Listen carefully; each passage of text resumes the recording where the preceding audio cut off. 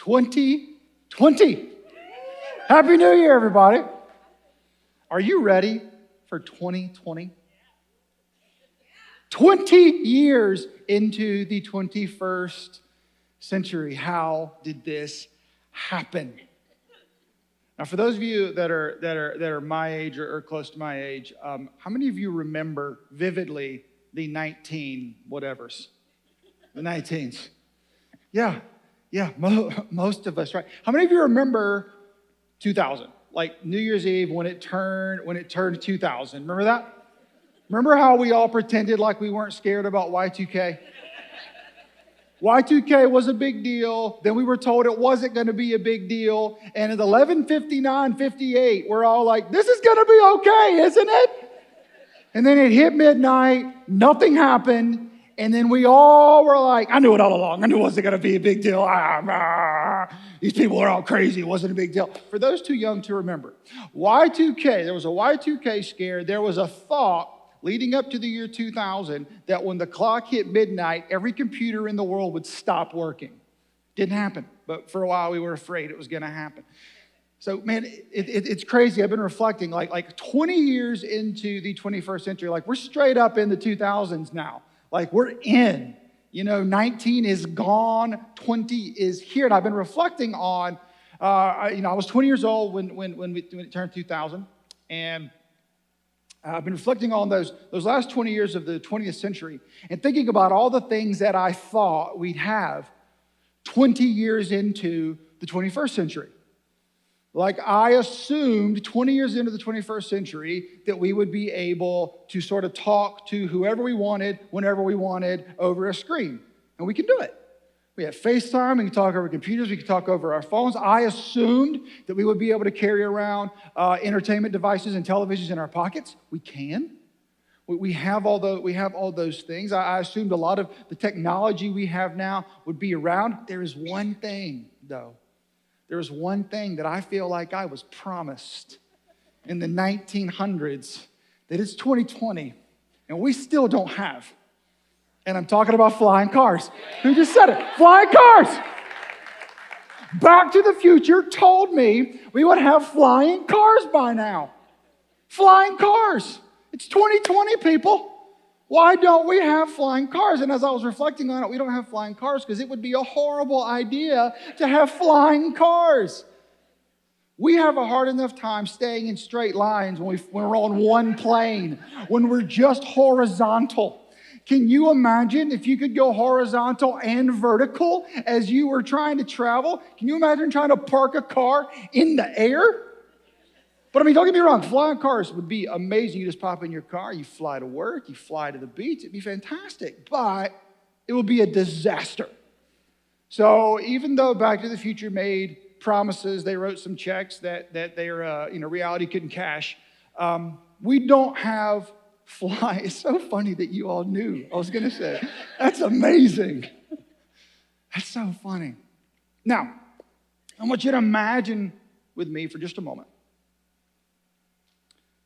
that me or someone you know and someone you love, someone you care about, was genuinely upset because we didn't have flying cars. Like, genuinely upset, like they had decided, look, I've given it 20 years. I've given the auto industry 20 years. It is 2020. We still don't have flying cars, so I'm done. I'm not going to drive anymore. I'm not getting in a car anymore. I'm not doing anything until this car can fly. Now, just imagine me for a moment. Someone you loved, someone you cared about felt this way. How would you interact with that after you stopped laughing at the person? How would you interact with that person? Well, you probably try to remind them that again, it's probably not best to base our expectations on movies about time travel. You talk about the things we just talked about, the impracticality of flying cars. And what you try to do is you try to change their thinking about flying cars. What you wouldn't do is engage the premise of flying cars. You wouldn't engage the premise. You wouldn't say, hey, look, it's just 5 years down the road. It's just 8 years down the road. You just have to be patient.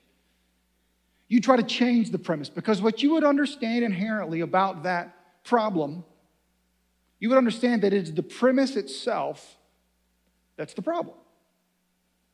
Being upset that we don't have flying cars would make absolutely no logical sense. And so you would simply try as hard as you can to help that person gain a better, clearer perspective about cars. You would try to change the premise that they were struggling with because you would inherently understand that it is the premise itself that is the problem. Now, that's a really silly point, a really silly illustration. But I believe it has significant value for us today, for us this year, and for us as we move forward in our lives. Because here's what I know about you and what I know about me, what I know about all of us as we start a brand new year. For some of us in the room, January 1st, we hit the ground running. We had resolutions. We were ready to go. We're making changes. Things are getting better, and we're all excited about it. For others, it's January 5th, and your resolutions are done. You're like, that was a good try. I'll try again next year. No big deal. And for some in the room, maybe this year was a year where you just decided not to try at all. See, I think all of us have certain pieces of our life, whether we have a ton of resolutions or none. We all have certain pieces in our life, certain struggles, certain issues, where coming into 2020, we're probably looking in the mirror and saying, you know what? It's really not worth trying anymore. It's really not worth trying to improve this area. It's not worth trying to change this area. It's not worth trying to do anything about it because I've been there, done that, tried before. It didn't work before. So I'm probably done. I'm done with that. For some of us, it's our health. You've tried before. You've tried to eat well. You've tried to get back in the gym. It didn't work, so maybe you've already given up in 2020. For others, it could be our finances. You know, I've tried, man. I've tried to do the budgeting thing. I've tried to do all this stuff. It just doesn't work for me. You don't understand. There's situations going on. It's just not for me. I just give up. For others, it's relationships. Man, I've tried to work on this relationship with my friend. I've tried to work on this relationship with my parents. I've tried to work on this relationship with my spouse. Like I've tried. Yeah, man, we went to marriage counseling twice, but man, that was too much. I don't know. It's just not working. I'm gonna give up. You know, I've got some personal habits. I've got some bad habits. I've got some bad tendencies. And I've tried before. You know, I've gone through these different areas. I've gone through these different things. It just never works. And so, you know, I'm going to improve in these other areas. But this one thing, it just is what it is. It's just there, and I just got to deal with it, and I just got to live with it. I think most, if not all of us, probably have something like that in our life. We probably have some areas where, for whatever reason, we've just sort of given up. We've just sort of said, yeah, I just got to live with that. That's never going to get better. And most of us actually know why it's not going to get better. Some of us blame ourselves. You know, it's my fault.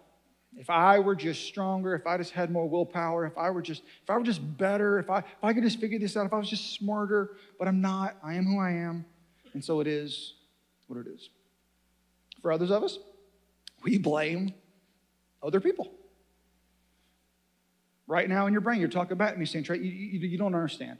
I didn't give up on that area of my life because of me. I gave up because of them. You don't know my boss. You don't know my neighbors. You don't know my spouse. You don't know my kids. You don't know my parents. You don't know what they're costing me. You don't know what's going on. I can't work on that as well. Until they get better, until they fix it, I will never be whole. For some of us, we give up on certain areas of our life, not because of people, but because of circumstances. And right now, you're telling a story, and what you're saying is, you don't understand what's happened to me. You don't understand the tragedies I've been through. You don't understand the circumstances of my life. You don't understand what happened to me in 2019. You don't understand what happened to me 10 years ago. And I'm still not over it. I'm never going to get over it. You don't understand. This thing happened, and it's going to make it impossible for me to ever improve in that certain area. Please stop talking about it. Please move on to something else. Don't make me think about that anymore. And for some of us, let's just be honest. We just came into 2020 on empty. 2019 took everything we have. And the thought of putting more effort into more work, into more things in 2020, you just need a nap. A year-long nap. Look, if that's any of you today, if any of those things resonate, if any of those things are ringing true in your soul, and you could admit, yeah, I've given up on this area, I've given up on that, I'm not trying to improve that anymore, I don't believe that can get better, I've sort of stopped because of me or because of other people or because of these situations or just because I'm exhausted. And if that's you, I am so glad that you're here today. And I want you to know I know exactly how you feel. And I don't believe there's a better place in Myrtle Beach you could be today if that is how you feel. And if you feel that day, I want to say something with every bit of love and compassion I have in me. If that's how you feel about any area of your life this morning, it's like you've given up driving because your car won't fly. See, the situations and circumstances of your life, the people in your life, the personal struggles you have in your life, the things you've been taught forever are the problem. They're not the problem. They're issues. The problem is the premise. The problem is that you've been fed a premise that, hey, if these things are in your life, it's your fault, or it's someone else's fault, or it's circumstances' fault, and it's never going to get better. See, that premise is the problem. And what we want to do as your church this year is we want to help you adopt a better, fresher perspective on your life. A perspective handed down from the God of the universe. A perspective handed down by someone who loves us and wants the absolute best for our life. And it is a perspective built on three words we say a lot here at Wellspring Church. The three words you saw as you pulled into our parking lot. And it's this three words: better is possible. If you hear nothing else today, hear that we are a church that wants to help you adopt a better is possible perspective on your life, because that is the God of the universe's perspective on your life. Now, let me go ahead and tell you, this will not be an overnight conversion. It takes a lot of time and a lot of work for us to change our perspectives on life, which is why today not only are we launching a series, we are launching a series of series. We are going to spend the next 5 months as a church. 5 months as a church trying to understand how better is possible in each and every area of our life. Inviting the God of the universe in to give us a fresher, better, clearer, more accurate perspective on life. So if you came in today exhausted, better is possible. If you came in today beating yourself up because of bad habits and because of things you don't feel like you can get out of, better is possible. If you came in today thinking that a relationship was broken and that you would never be whole because of other people's behaviors in your life, better is possible. And it's not possible because I say so. It's possible because the God of the universe teaches us that. And if you will allow us to partner with you over the next 5 months, if you will allow us to partner with you in each of these areas, I am convinced that 2020 can be the beginning of the best decade of your life. And we're going to start with us. We're going to start with how God views us. That's why today we're launching a series called 2020 Vision. Perfect vision. And guess what? I don't have perfect vision. And you don't have perfect vision. And none of us do, but God does. Which is why we're going to spend the next few weeks clearly learning what God sees when he sees us. What God thinks when he sees us. We're going to learn to adopt God's perspective on us. And once we understand how God feels about us, we're going to shift. All right, God, we know how you feel about me. What about all these other people in my life? What are you doing about them, God? Where are you? And so we're going to shift. And we're going to ask God to give us his perspective on the other people in our life, and the friends and the family and the neighbors and the coworkers, the people that build us up and the people that we feel like tear us down, the people that we feel like push us forward and the people that we feel like maybe cost us something. We're going to ask God to help us see them the way he sees them. And then we're going to shift again. And we're going to say, all right, God, what about this? What about this thing that happened to me? Where were you then? What about this tragedy in my life? What was going on? And God has an answer.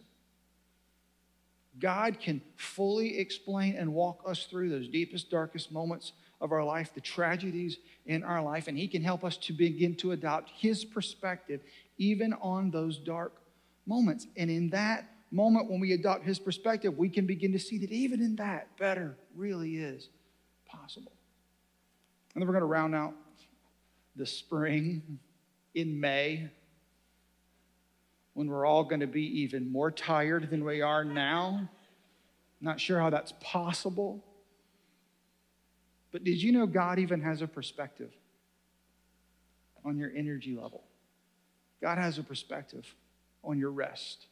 God has perspective on when you just feel so exhausted, you don't know where to turn. Our Heavenly Father has a perspective. He has a path. He has a view. And he says, even then, better is possible. If you can just begin to allow me to shape the way you see the world. 5 months, guys. 5 months. This won't happen overnight, but it will happen.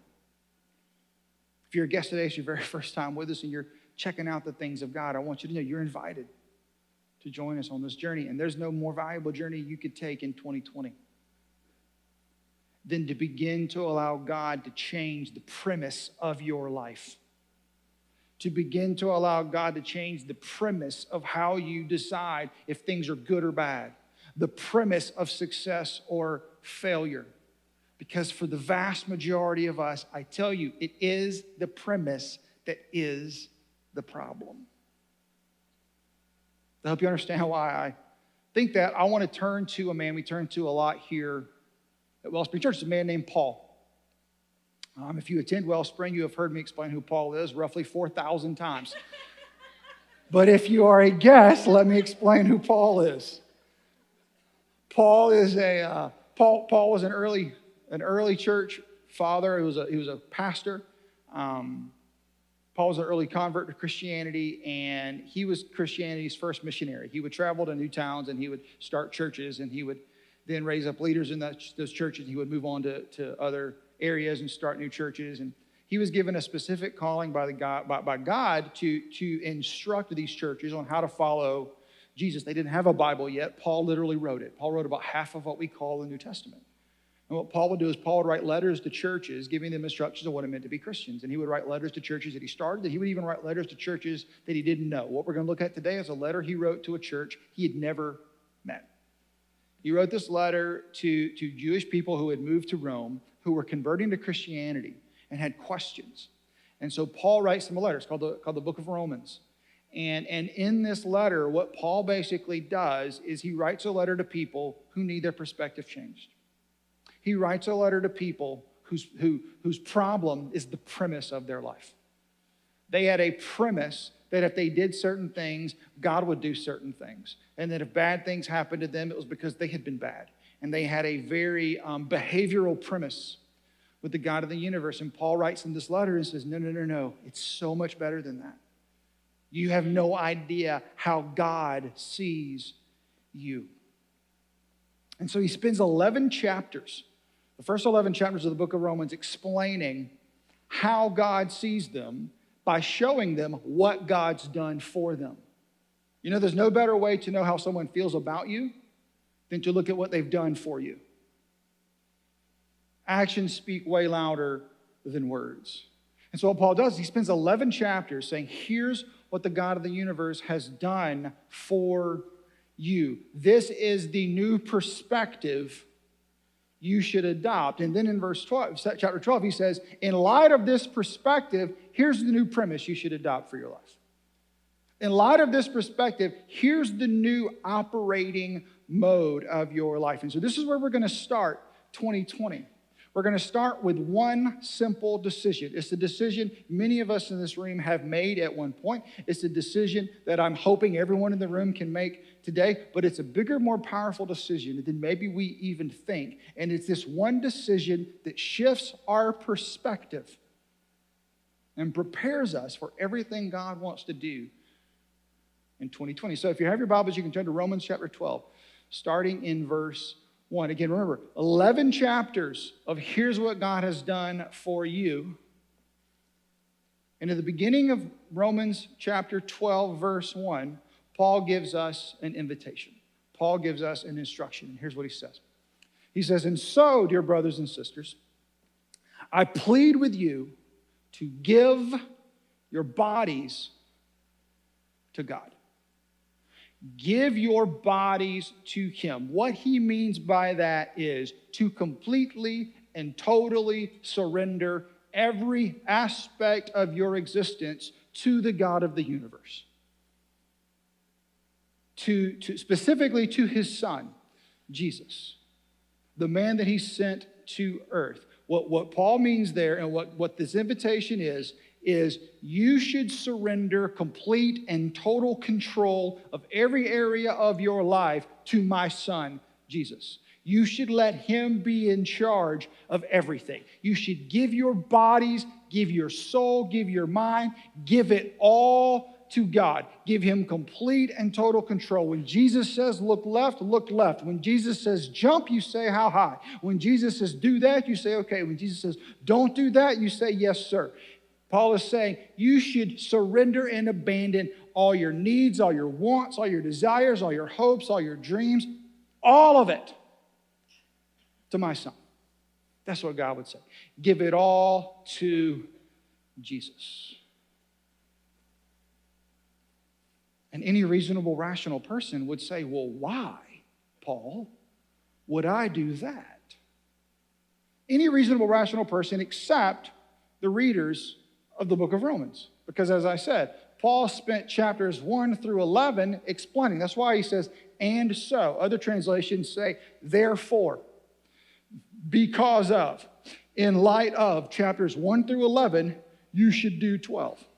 In fact, that's what Paul says right here. If you keep going, Paul says, because of all he has done for you. See, he's not saying this is just some willy-nilly thing. He's not saying you should just take my word for it. He's saying you should surrender everything to God because of everything that He's done for you. See, what Paul's saying is you need to shift your perspective on God. You need to shift your perspective on who He is. You need to shift your perspective on what He's done. Because once you fully understand what He's done and who He is, once you shift your perspective, the premise of your life will change. The premise that I've built my life on and you've built your life on about success and moving forward and all these different things will radically change, and the premise will become, what does Jesus want? Jesus, what do you want in this situation? What's the best thing? Paul is saying when the perspective shifts, the premise becomes clear. Now again, I'm not going to read chapters 1 through 11, but I'm going to summarize them for you very quickly for those that may not know. What has God done for us? Well, He created us. He created the heavens and the earth, and He created people to have a relationship with Him. He created us to love us. Maybe you know the story. The first man and the first woman, Adam and Eve, He created them. He puts them in the garden. He gives them one rule: don't eat from this tree. What do? They eat from the one tree. They invite something called sin into the world, and we've all been paying for it ever since. If you grew up in church, you know what sin is. If you are new to church, a sin is anything we do that God does not want us to do. And even if you don't believe in God yet, we're so thrilled that you're here. You have experienced the ramifications of sin. Sin is painful. Sin is dangerous. That guilt, shame, pain, and regret you feel about past decisions in your life, past moments that you replay in your head and you wish you could go back and relive. You don't understand why you did it. That's a result of sin. The pain you feel in your life, the upset you feel in your life, that's a result of sin. And the reason God doesn't want us to sin is because he doesn't want us to feel those things. Sin's painful. Sin's also dangerous and deadly because our Heavenly Father who created us to love us, the reason he did not want us to sin was one, because it was dangerous for us, and two, because it would separate us from him. And that's what happened when Adam and Eve sinned and sin into the world. God was separated. And in fact, the only thing our God can do to sin is destroy it. So I was born and you were born. All of us were born pre-wired to distrust God, pre-wired to sin, doomed to separation from God and destruction. Happy New Year. But see, our God loved us so much that even though he created us to love us, he gave us one rule, we broke the rule. He created the world, we broke the world. He wasn't content to let us live that way. He wanted to rescue us. He wanted to know us. He wanted to love us. He wanted us to know that better is possible.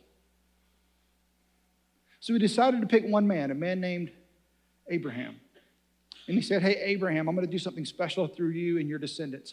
I'm going to elevate you above the other nations. And as long as you follow me, as long as you stick with me, as long as you stay with me, you're going to be a picture for the whole world. You're going to be a picture of the better that comes from having a relationship with the one true God. And for thousands of years, God established that truth through the nation of Israel. He established the truth that this is what happens when you give your bodies to God. This is what happens when you surrender to me. About 2,000 years ago, God began the final act of his rescue mission. When out of the nation of Israel, he sent one man, his son, Jesus, to complete the act. If you don't know the story, Jesus lived a perfect, sinless life. He never once steps outside of God's plan for his life. At the age of 33 years old, he's handed over to the Roman government because some of the religious leaders didn't like what he was teaching. He is sentenced to death. He's executed. And when he died, what our Heavenly Father did is punished Jesus for my mistakes and for your mistakes and for all of our mistakes, thereby removing the deadly aspect of sin. Because he punished Jesus in our place.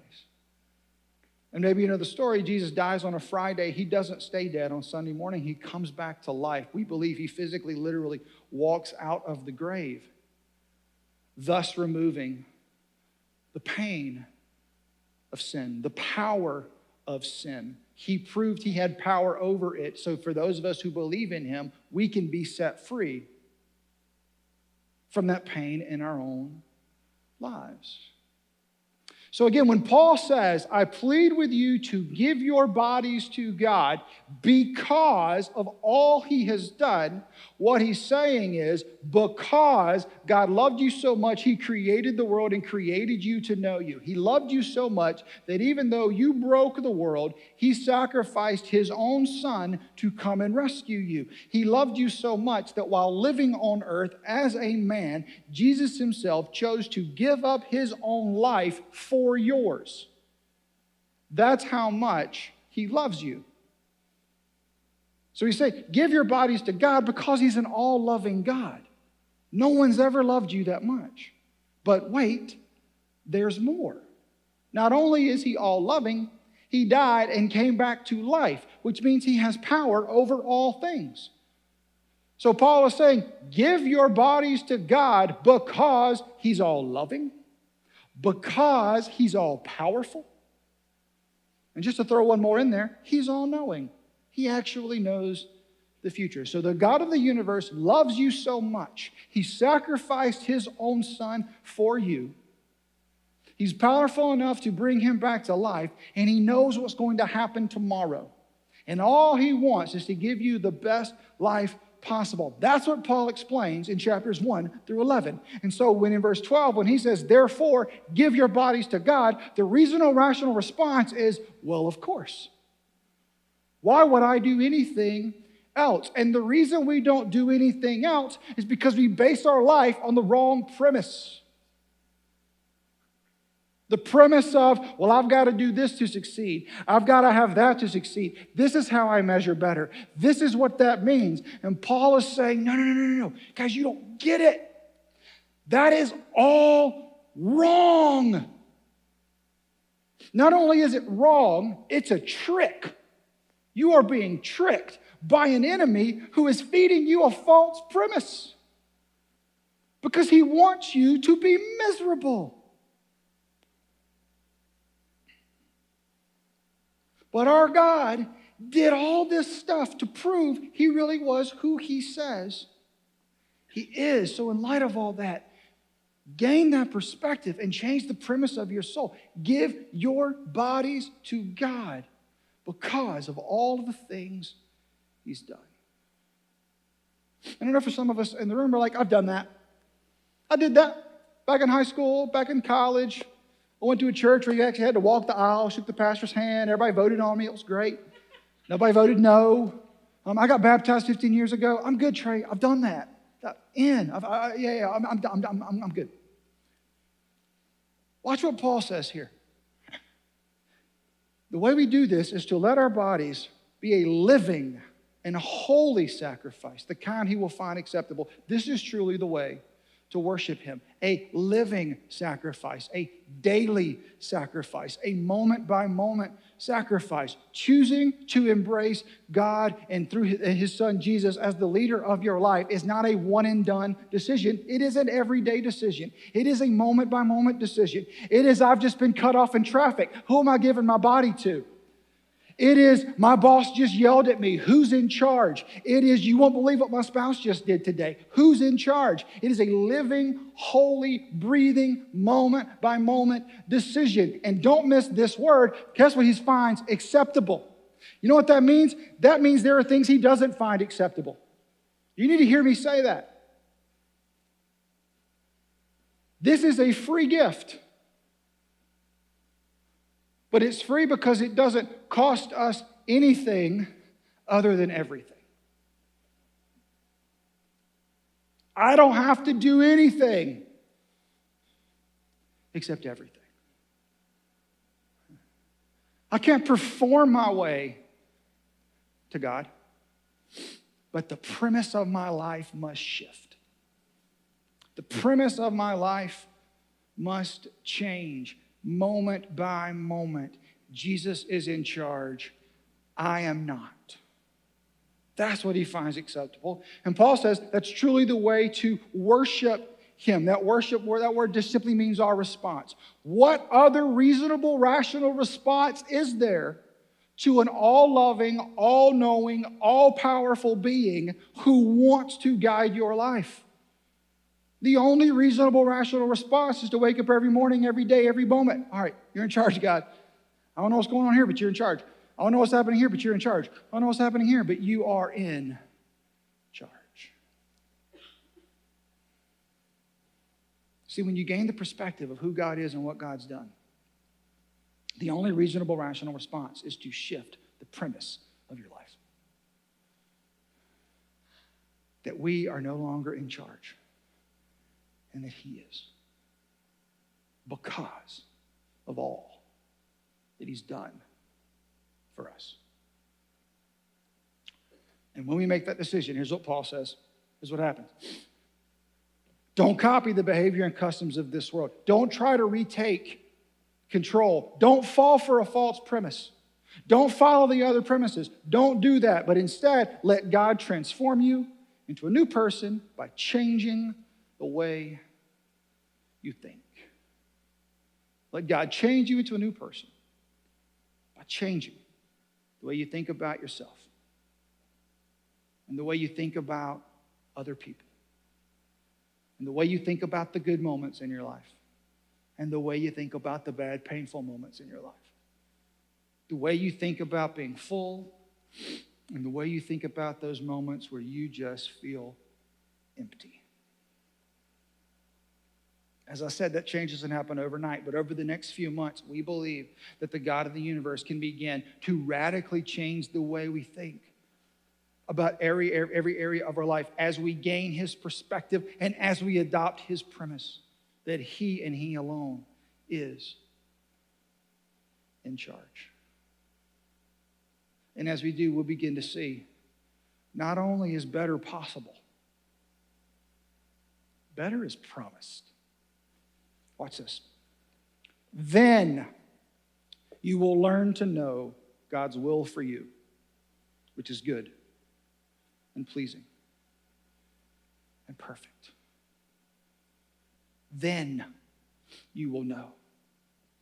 Once you adopt God's perspective, once you embrace his premise, once you relinquish control, once you determine, because of all he's done, I am going to surrender my life to him daily, moment by moment. And when the tension comes, when the struggle comes, when someone else tries to feed you a false premise, it is in that moment that you say, nope. Nope. Jesus is in control. And I trust him. And it's when we've made that decision that we begin to have our eyes opened to discover God really is who he says he is.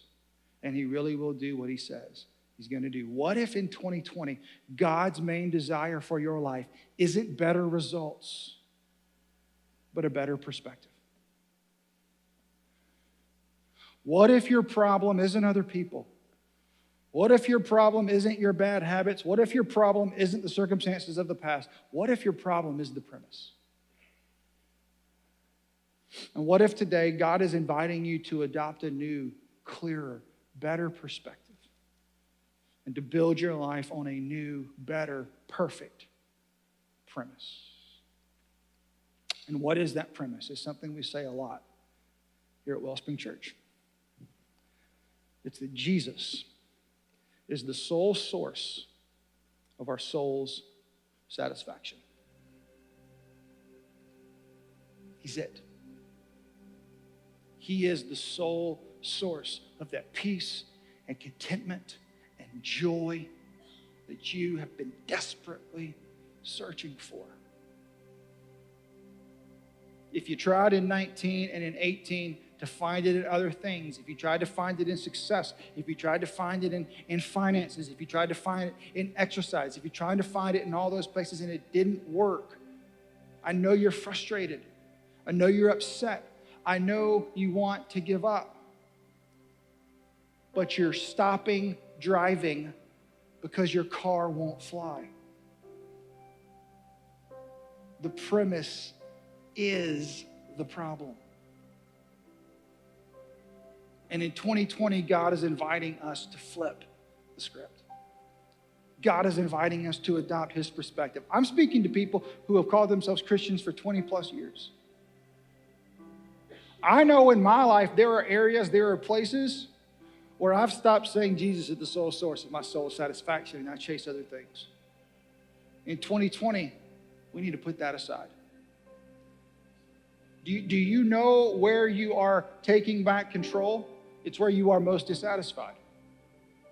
Because it's the premise that is the problem. You're being fed a false premise. So in 2020, how would your actions change? How would your life change if you adopted this idea that Jesus is the sole source of my soul satisfaction? Jesus is the sole source, not my spouse's performance. Jesus is the sole source, not my success at work. Jesus is my sole source, not my children's performance.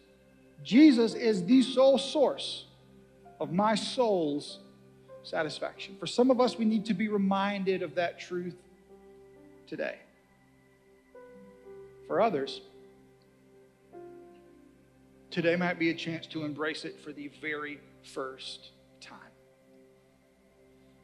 So if you've never switched the premise of your life off of yourself and onto Jesus, if you've never given him complete and total control, if you've never made him the leader of your life and you would like to do that, I want to give you an opportunity right now. I'm going to invite everyone to bow their heads and to close their eyes. And if in this moment you would like to make Jesus the leader of your life, if you would like to surrender your will to him because of all he's done, I'm going to give you an opportunity to do that. Just pray these words to him. I'm going to guide you. Just pray these words in your heart to him as I say them out loud. Jesus, I want you in my life. Jesus, I want what you offer. Jesus, I admit that I am a sinner, and I admit that I've been living my life on the premise that I was in charge.